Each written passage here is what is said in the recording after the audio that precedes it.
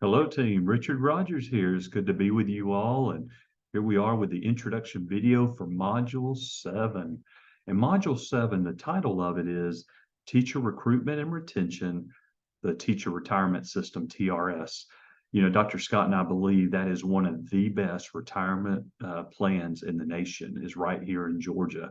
And there's a lot of research to support that. It's a wonderful recruitment and retention tool as long as educators understand TRS. And our goal in Module 7 is to truly provide you with many resources to explain it in the content video.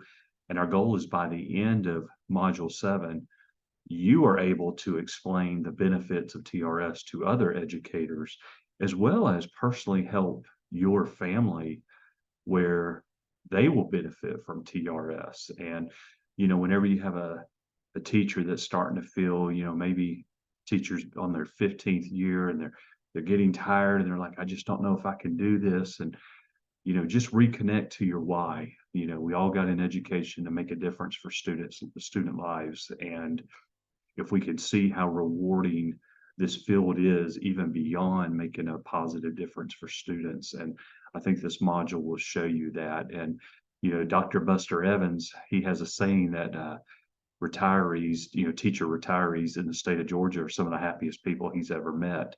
So I think one challenge we would give you is go talk to a teacher retiree, ask them about their retirement. You know, how much did they earn when they first retired, and ask them about the two 1.5% COLA raises they get every single year. And what are you making now a year compared to your last year working? And I think you'll see what we mean about a recruitment and retention tool. We also need to thank our legislators for continuing to support our TRS. And like this year, and we have this link in Module 7 for you.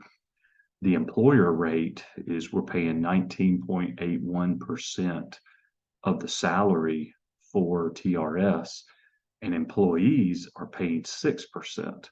So there's a lot of money put into it, but there's a lot of money taken out as well. And it's very healthy right now, and we just need to keep it that way for current teachers and future generation of teachers.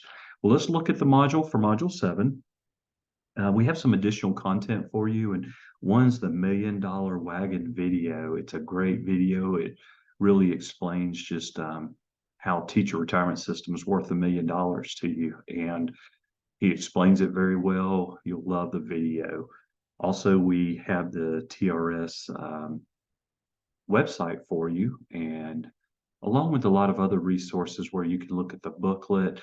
You know, the booklet they publish, it explains and answers any question you could have on TRS. And it's just a great tool. They publish a new one every, I don't know, 2 or 3 years. It's something you want to keep a copy of, and it will help you for your own individual situation. And Dr. Scott and I go into that with the content video. You'll also look at the TRS contribution rates that I just shared a moment ago. We've got that link for you. Moving forward with Module 7, for your discussion in your first paragraph in 100 words or more, share your thoughts on the $1,000,000 Wagon video. We want to know what you thought after watching it. What did you learn from the video? And would you share this video with other educators? Why or why not? Is it one of those videos you think it's worth? Let's showcase this. You know, we just can't wait to get your opinion on that video. Second paragraph in 100 words or more, share 3 facts or interesting ideas or 3 items that stood out to you that you learned from reviewing the TRS member guide and the other TRS resources that we posted online in the module. How has your new knowledge with TRS helped you as an educator? We want to know what you are taking away from this module, what you learned about TRS, as well as expose you to the TRS member guide, because that will be very helpful for you. Last, in 100 words or more, share how you would explain the benefits of the teacher retirement system to an aspiring teacher. So if you meet a student teacher or someone in college that says, you know, I want to be a teacher, but I've heard one good reason besides working with children and making a difference in their lives is I've heard they have a wonderful retirement system. Can you tell me about TRS? This is your chance to practice explaining TRS in your own words because it's more meaningful. It's, what's your story? After you do this entire module, you gain all this knowledge. How do you explain TRS? You may even have some peers that you're currently working with that don't understand how it works.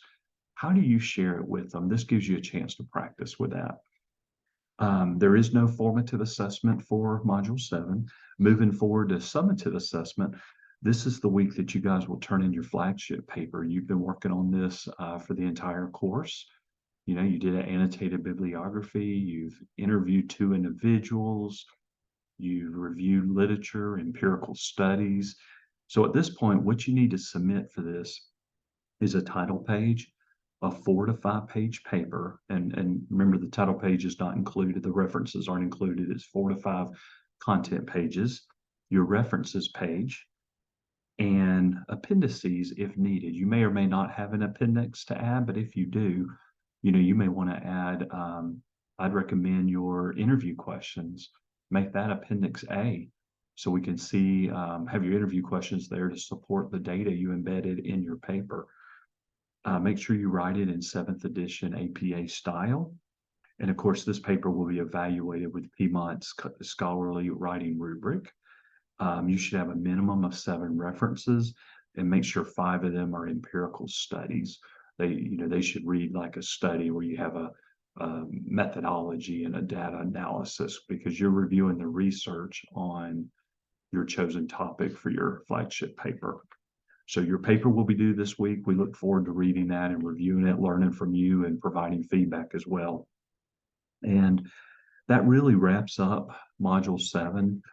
As we transition to Module 8, we're going to shift from the, learning about the teacher retirement system to governance structure and the politics of education.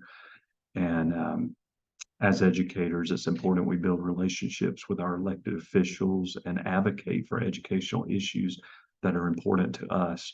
For example, for Dr. Scott and myself, there are 2 issues that are really important for us with public education, and that is to continue to support teacher retirement system as well as support public schools by not promoting vouchers or education savings accounts or SSOs.